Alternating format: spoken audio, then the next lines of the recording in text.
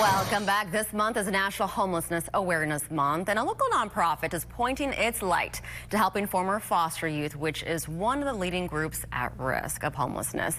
And joining us right now to talk about their mission is Promises to Kids, George Puga and Aliyah Banks. George and Aliyah, welcome to KUSI. Thank you. Thank you for having us. Of course, we are talking about how it's National Awareness Month for homelessness, but it shouldn't be just for November. It should be every single month because this is so important to talk about. And I'll start with you, George.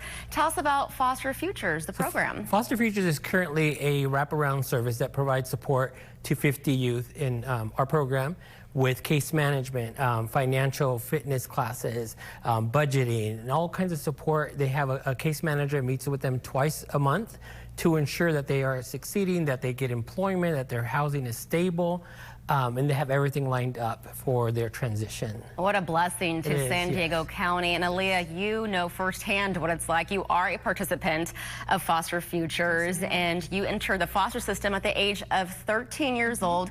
I was reading a little bit about your story, how you went to nearly 10 schools, moved nearly 10 times. And tell us your story when you were involved in this program.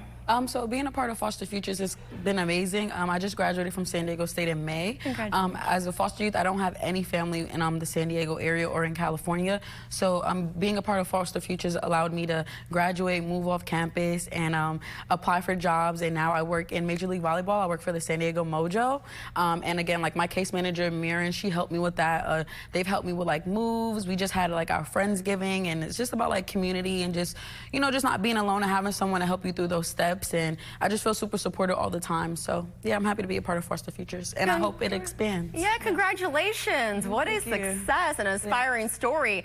And George, I was reading statistics, and they were saying that 1 in 3 foster youth, once they exit the system, within 2 years they become homeless. Why is that? Correct. It's mostly about the support. So while in foster care, I feel like they have a lot of support, and when they leave the system, that support is no longer there, either because they aged out of programming or certain programs, you know, have a cap on age, but we don't. You know, we want to continue supporting the youth as long as they want to go to school, you know, get a job, and really work with us to help them better their future. Yeah, and adding to what you're saying, when you're transitioning out of the foster program, Aliyah, when you were 18, share what that was like for you when you were exiting the foster system.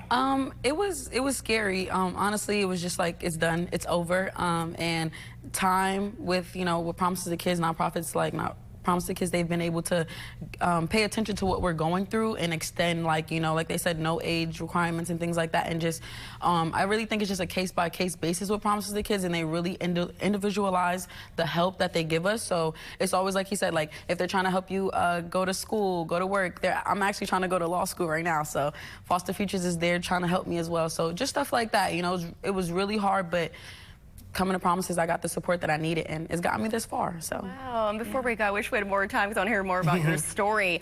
Taking you back again, when you were 18 years old, I know you were talking about how it was difficult transitioning out of the system. What was your situation at that moment when you're 18 years old, knowing, okay, I'm on my own? I started working at Starbucks, and I got a room, like, and that's what happened, and that was all I had to do. I had to work a full-time job. I really wanted to go to college, but who was going to pay for college while I go to school, while I go to work, and I have to, you know, pay for all my bills on my own. So just being a part of Promises to Kids, and while I was going to San Diego State, was, you know, such a blessing because it was really hard in the beginning, but they really taught me a lot and showed me a lot professionally, personally, and just about life. Aww. Yeah. And what is your message? I'm sure a lot of our viewers maybe are going through something similar, maybe foster youth and a lot of teens who are going through a challenging time.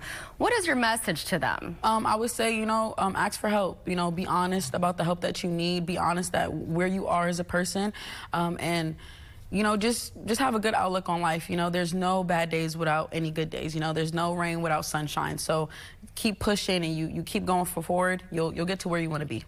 Aliyah, you have a beautiful spirit. Thank you for sharing your story and being a participant of the program. George, thank you. Always so great to see you. Thank you for sharing the Promises Futures program. Thank you for having us. Thank you. Pleasure.